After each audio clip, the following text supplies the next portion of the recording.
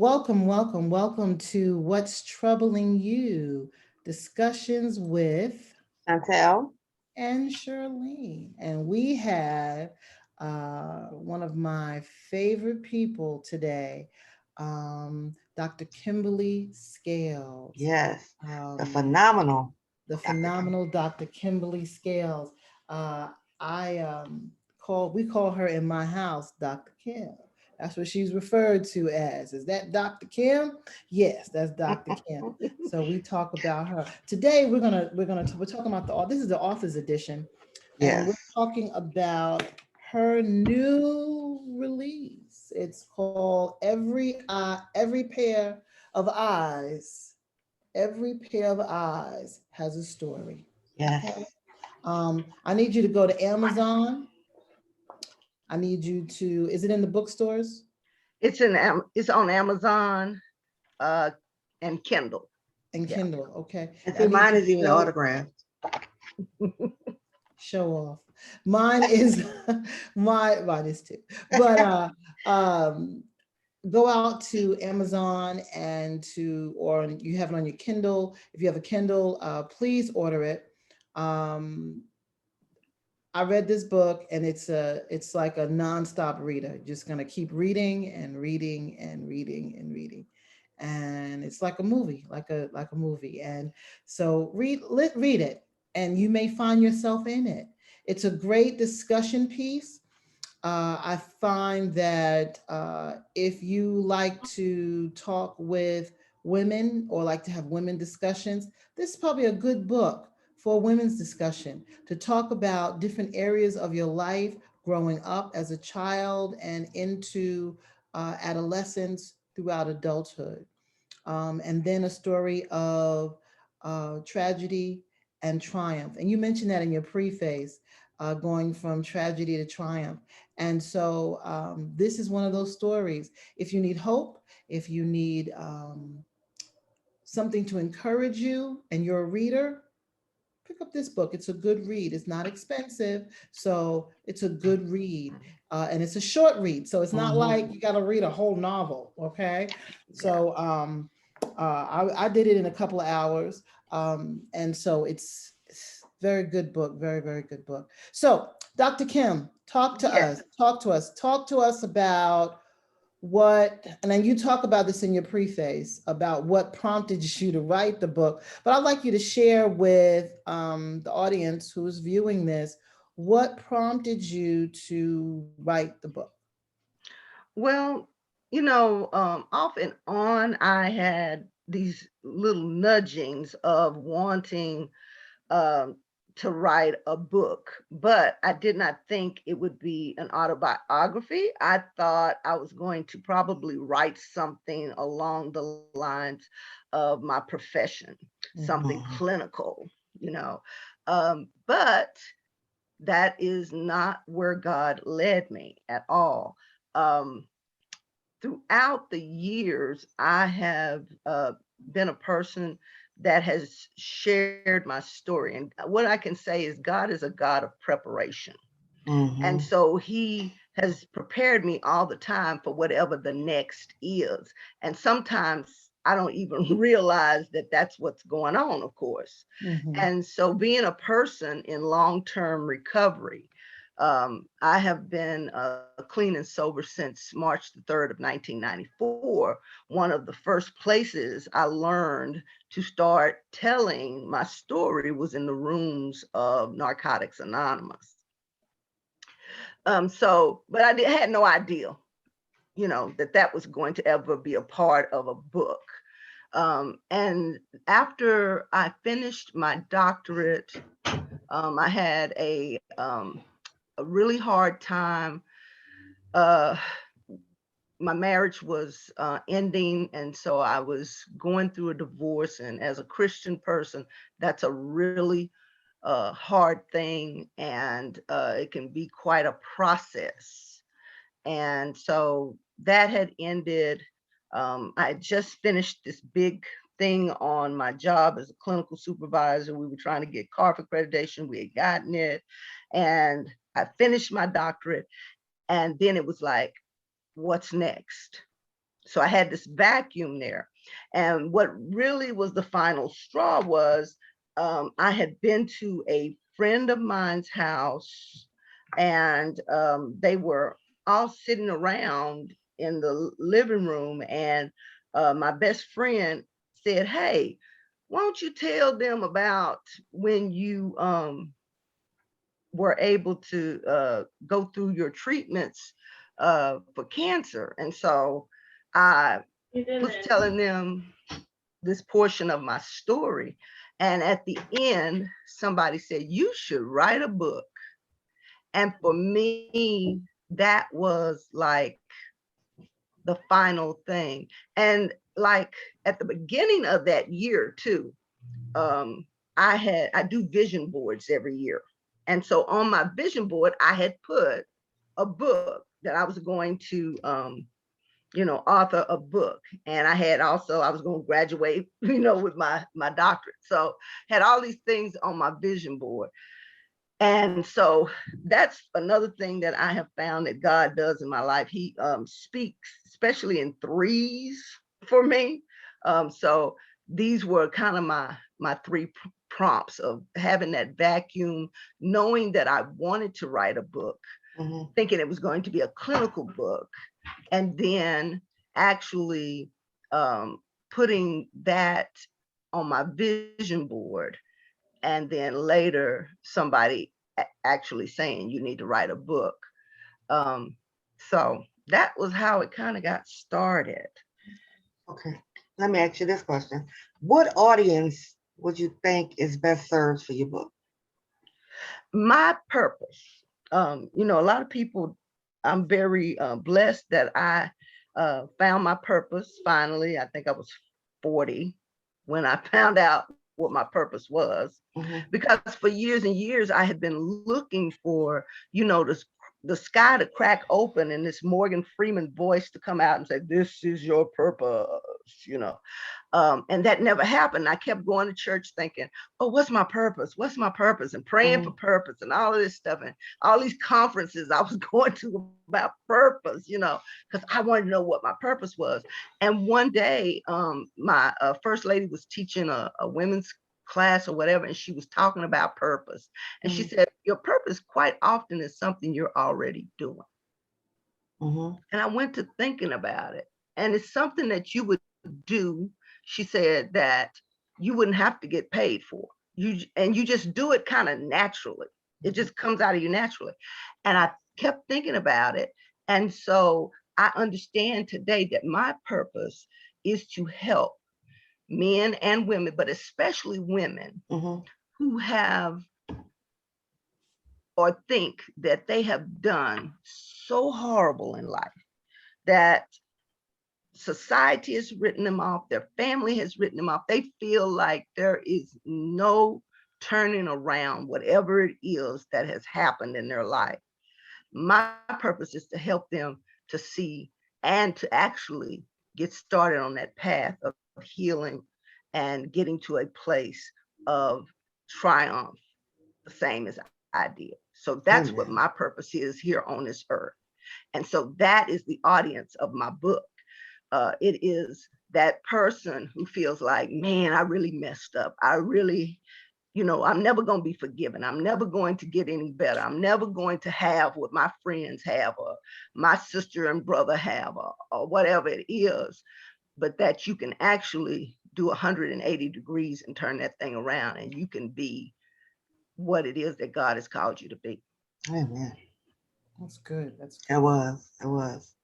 I want to read a little excerpt from the book from the start, and this it kind of builds after that, and I want you to share about that a little bit. It says, "Born on a Friday, the second day in December, my cousins took me home that Sunday.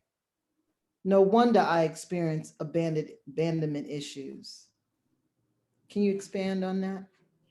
Yes. My mother was 28 years old when she died, and I was 3 years old. But I was 3 days old when she gave me to her cousins. My mother had me on a Friday, and I think it was already kind of a prearrangement even before she went to the hospital. But she gave me to her older, settled, middle class cousins. And so for many years, it bothered me because there's no pictures of her either, other than some very fuzzy, vague pictures where you really can't identify her as a human to me, you know what I mean? And so I just felt like, why did she not want me at first? That was that whole thing was, you know, what was wrong with me as a child that you would give me away? Of course, that was in my, very formative years after I found out. I was about 5 when I found out that, I was not with my parents as far as biologically, but I was with my caregivers, my parents who raised me. And so from the age of 5, I know till I was almost in my 20s, until I actually had my son at 28, there was always this off and on feeling of, you didn't want me. Why didn't you want me? Why couldn't you, settle down and take me or be my mother, that type of thing. So but again, once I turned 28 and I had my own child and I had lived some, I understood that sometimes the greatest love a parent can give is to allow somebody else to raise their child if they're not ready. And she wasn't ready. She wasn't ready. From everything that I could find out about her, she was not ready. Yeah. So the word throughout the book was the key word, in my opinion, that kept jumping out to me. It may not have been the key word, but it kept surfacing, was abandonment. Mm-hmm. What do you think that your audience, because when you mentioned the type of audience that you serve through this literature, um, what do you think they will gain from reading and recognizing maybe abandonment within? Mm-hmm. What do you think that they will gain? How do you think that will benefit them to know that? My hope is that they will see that even that type of core issue or trauma can be overcome. Um, because that was a theme of my life for a very long time. And because it is a trauma scar, it can still come up even to this day. Being 56 years old, if I am close to somebody and they leave, or they have, at first it brings that up, but I know how to work with it, cope with it, deal with it today. And so I'm hoping that a person can see two things about abandonment. One, that it can be overcome, and two, that the way that I overcame it was my relationship with God, who never has abandoned me. So Right. to understand that, in my life, Right. that everybody else may leave and forsake me, but he would not. So having, that's one of my things that has helped me. And I'm hoping that people will grasp that, because that is when as a clinical person, when you study that about, that's one of those core issues that quite often we as human beings deal with. It's not just me, it's a lot of people Right. that is one of those things for them. And just to kind of add to what you just said, at the end of each chapter, you tie that together, how God has been a provider, how he has been provision. And even in the midst of whatever has taken place, he's never abandoned you. Right. Mm-hmm. At the end of each chapter, she goes into a verse that solidifies and shows that God has a plan. God has a plan for me. He's never left me and he's never forsaken me, and a scripture and like I said, you repeat that whole theme all throughout the book, which I found very refreshing, especially after you read a part that you're like, what? Yeah. What?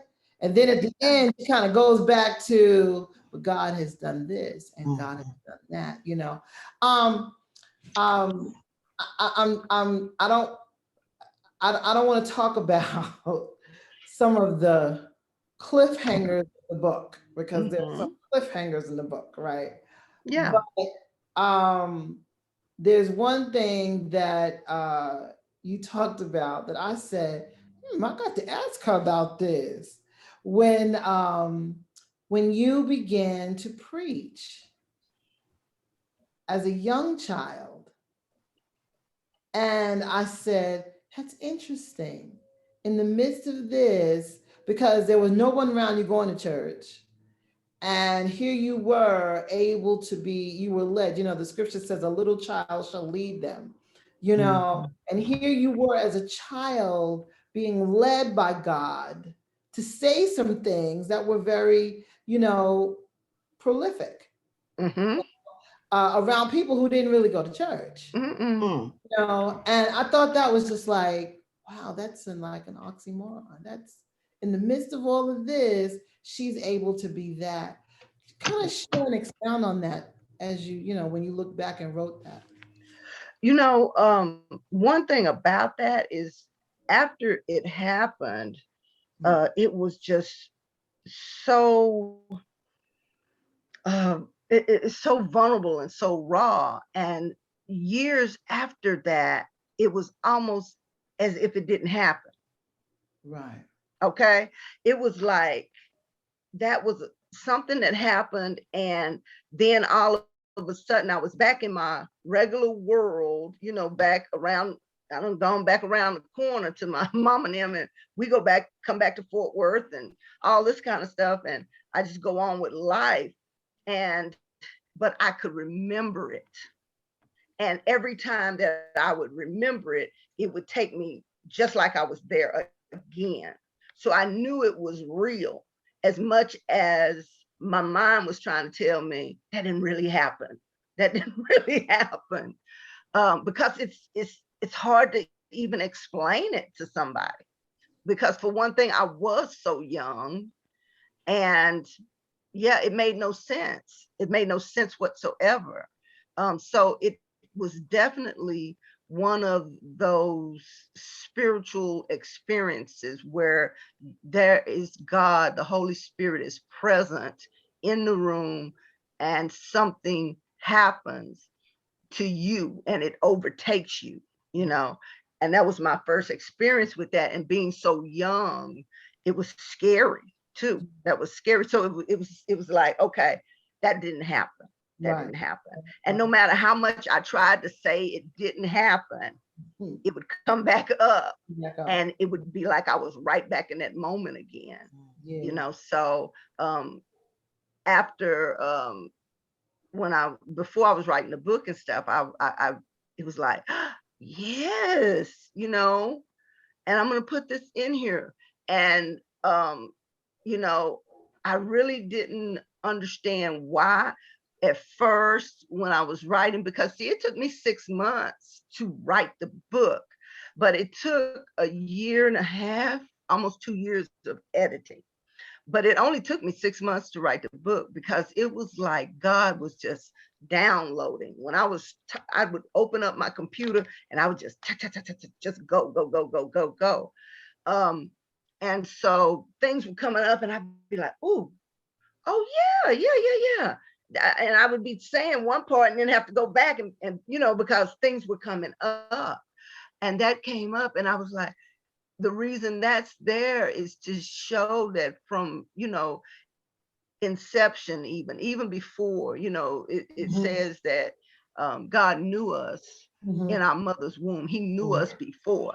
And this just let me know that God knew me as a child when I didn't even know myself, the real me, who I was supposed to be.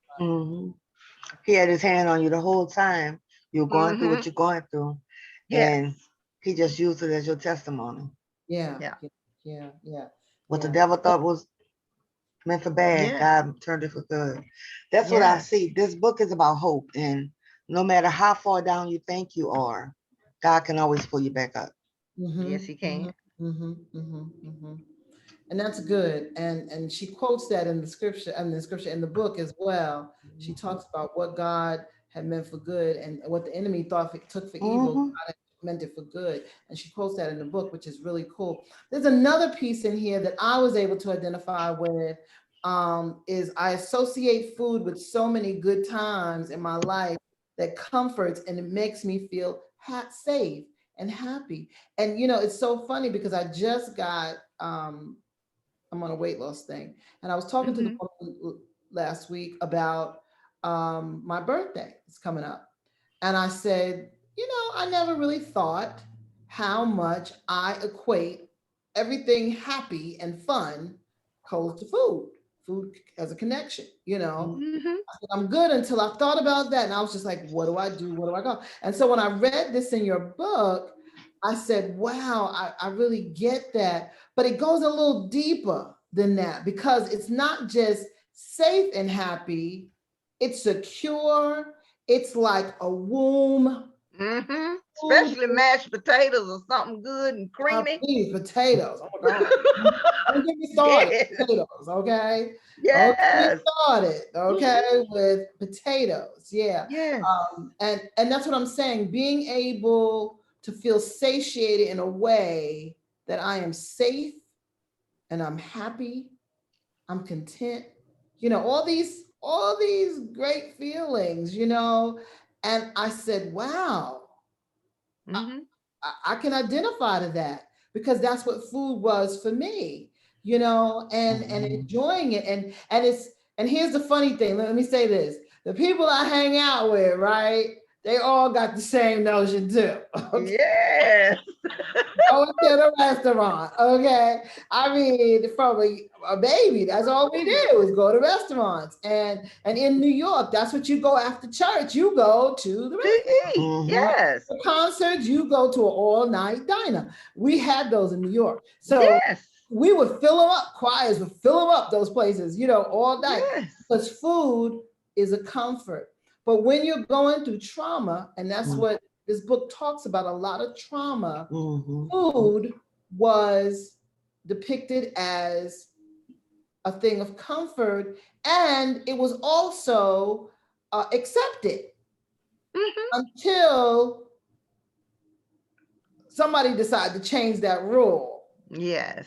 And all I'm saying that is because I experienced the same exact thing, that it was all right to eat it until Was encouraged to it was eat encouraged. It was encouraged. Eat everything until on your I don't got to my focus on your- teen years.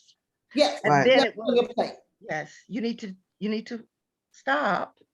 Don't, yeah. And then when it started to be reflective, and that's the way I took it, and that's what came back to my mind when I read this, that when it became reflective and it started to show on my body, and it was a reflection for somebody else that I look like this, Mm-hmm. okay, then It was a problem. it was a problem. Yeah. Mm-hmm. Yeah. Then it was wrong. Mm-hmm. And when I read that, and then it's funny because then people outwardly begin to make labels about it.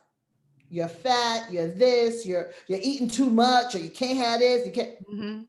But it was all Need to food. push back from the table. Right, don't eat so Mhm. much. Right. But you gave it to me. Mm-hmm. And so with that said, I'm not gonna get off my soapbox podcast. So I thought it was really good that you brought that up. And so help your audience to understand, because these are poignant parts. I mean, Mhm. the book is good. The book is Yeah. very, very good.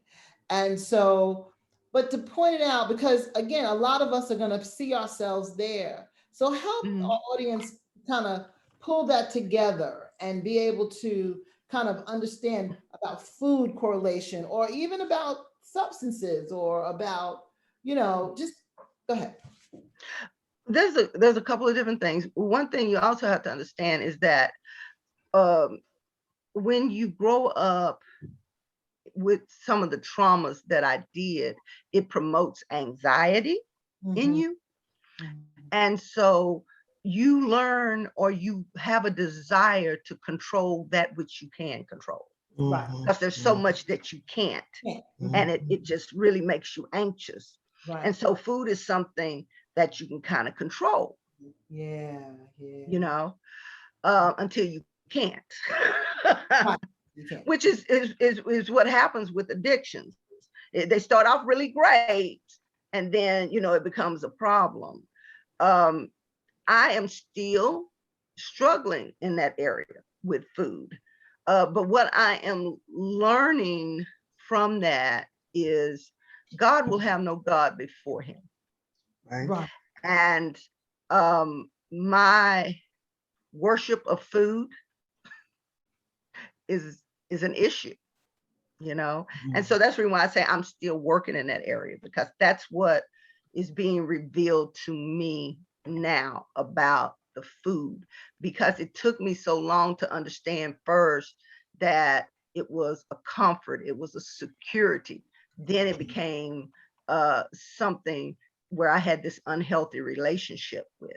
Right. So now, you know, I have to, everything has a place, in other words. And so, you know, there's nothing wrong with eating, of course, we have to, but eating was really only designed for us for fuel. And so where I'm seeking out happiness and security in food, I really need to seek those out in my relationship with God rather than my relationship with food. So that is what I'm learning about it. But what I'm hoping in the book that people are able to see, especially mothers,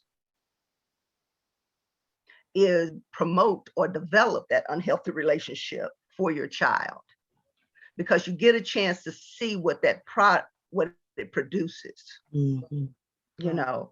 And so that was not a fight that I fought with my son. And so my son is, you know, really good. He eats when he's hungry. And that's what I desired. Grew up in the same household, you know, with my mother being there. And she was always like, oh, he ain't eating. He ain't doing that same pattern again. And she would try to get me to do that. And I just stopped that. And that's a part of this book too, is to understand about stopping those generational curses, you know. And so I stopped that. If he ain't eating, he'll eat when he's hungry. And that's what I kept telling her. I'm not gonna make him eat a bunch of stuff that he don't want. I'm not gonna make him eat when he doesn't want to. When he wants to eat, he'll eat. And so he's a healthy weight, and he has a good relationship with food. He doesn't overeat. You know, he doesn't have to go on fad diets. He doesn't have to do all those things that I had to do. And again, am still struggling with in that area, you know. So I'm just hoping that that part of, you know, will help some mothers or caregivers to understand, you know, you have to be careful how you utilize food with your child growing up, you know, because it can develop unhealthy patterns. Okay. Now, what if we have somebody that's watching this, because it's going to be on Facebook and YouTube, and they're in the throes of addiction, any kind of addiction? What's the first step they need to take? Or they're ready to get clean, but they don't know what to do. What would they need to do? Okay. And you said a very important thing. They're ready to get clean, because that's the first thing that has to happen. They have to know that they have a problem, and that they are willing to do whatever is necessary in order to address that problem. And sometimes people aren't there. Their family members are ready for them. Their family member knows they have a problem. Their family member is ready for them to get treated or address that problem, but they're not. So once they are ready, then they have to find, you know, help. They have to seek help. Addiction is not something that one usually can tackle by themselves. And the best thing to do is to get some professional help. You know, I often think of it, you know, people, you have a, I, for me, I just not too long ago, I had an ache, a really bad ache in my shoulder. And I'm going around, you know, it was a couple of weeks, of course, I'm thinking it's going to get that. But then once I realized, okay, now this is a problem. Now I need to go and do something about it. I didn't just continue to sit here. I went to a professional. I went to a doctor and let them look at it and diagnose it and set up some type of treatment for it. And that's the same thing you have to do with an addiction. This is not something that you can sit at home and think, oh, it'll go away. Oh, I'm just going to use some of these home remedies. I'm going to go down here and talk to my cousin about it. It's you're going to have to more than likely get some professional help or some help. Some people get the help through church and just turn into God. Some people get the help through self-help groups and going through NA, AA, or one of the 12-step programs. Many people, though, go through professional treatment and they actually go into a residential or an outpatient program. You know, you have to do your research because not all programs are equal. And you know, you don't, it's amazing that here, you know, in our society, we spend more time looking for a car, a pair of shoes, than we do a daycare, a school, a church, or a doctor. Right. That's good. That's good. That's good. That's good. So if they're really serious about it, then they're going to do whatever they need to do. I often tell clients, if you pursue your sobriety, your recovery, the same way you did your drug habit, you'll be all right. Okay. Yeah, And it's a long-term treatment. It's not gonna. It's long term. It's Long. like any type of lifestyle change. It's long term. Same thing we were talking about with the food. It's a long term thing. It's a lifestyle change. It's not something that's going to I'm quick fixed and I'm done. Because you have to understand that addiction, unlike something like a physical abnormality, like I was talking about with my shoulder, addiction is it's a mind, spirit, and body. Yes. So there's a physiological component to addiction, there's a mental component to addiction, and there's a spiritual component to addiction. And usually that that last one is the hardest piece. Yeah. Okay. There's another piece, aside of abandonment, addiction, that you talk about here is also grief. Yes. Okay. And another quote from the book: growing up not really knowing your parents or having them in your life leaves a lot of questions about who you really are and why do you do what you do or look how you look. It makes it very difficult to know where you're going when you don't know where you come from. And lose someone who was parental, and then to kind of walk into the abyss of the unknown of someone who is supposed to be the biological, because you knew all along, because they never hid it from you that you were adopted, but you still were able to, when you realized who you were, it's still coming to the bit. So it's like still having the grief of the loss of the father, loss of your father, the loss of your mother during the loss of your father, because once you lost him, you lost her too, based on the book. And then to try to connect with a family you don't know, and you get to know them, you're still not connected. So there's grief, there's a lot of other things going on. So just kind of touch little bases, especially before we leave, about grief in terms of how it relates to your book. Well, grief is often, it's like a cousin to abandonment sometimes, because once whatever is lost, you feel the abandonment part of it, but the grief, either you mourn that loss or you don't. And if you don't, then that's what we call clinically complicated grief, and it can come out in other forms. And so that's what makes you susceptible to addictions, susceptible to poor boundary relationships. It just lowers, it's kind of like, you think of it like an immune system. Yeah. You know, when you get hit with these traumas, it lowers that mental immune system. And so it just makes you more susceptible to those types of things. But what I really am trying to get people to see in the book, that yes, because as human beings, we're going to experience loss. We just are. And people are going to leave our lives. People are going to come in.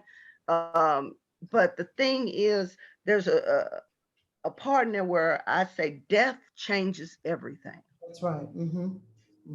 And it does. When you've had a relationship with a close friend, or you've had a relationship with a parent, it changes you. It changes you. But there's a lot more to it when you really think about it. Death changes everything. When Jesus died, it changed everything for me. And for hopefully for those who come to know Christ. And so that's a part of what I want people to understand about death.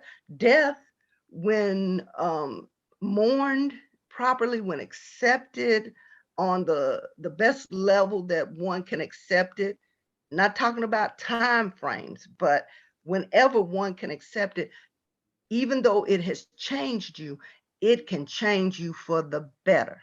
Right. You know, so the same thing, when I think about what Jesus did on the cross, it wasn't pretty.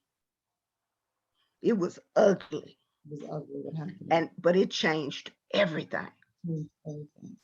And I'm glad you brought that up, because I have one more quote I got to read from the book. Okay. I told you, it was good. It was good.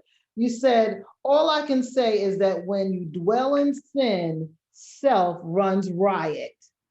I said, oh my God, that is powerful. That is powerful, because based on what you just said in terms of abandonment and grief and how they dwell in your life and they happen to impact your life, and just like you gave the depiction of Christ on the cross and how that was ugly, this sentence, and I had to go back to it. I tell you, I had to write the book up. I just drew the book up. And so this is one of the things. So I want you to kind of give us a little tidbit on that.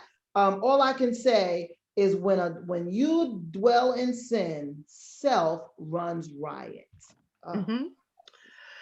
Because you know, universal, when we even think of just universally, there's light and there's dark. There is either I'm in God's will or I'm in my will. And usually when I'm in my will, it's all about self.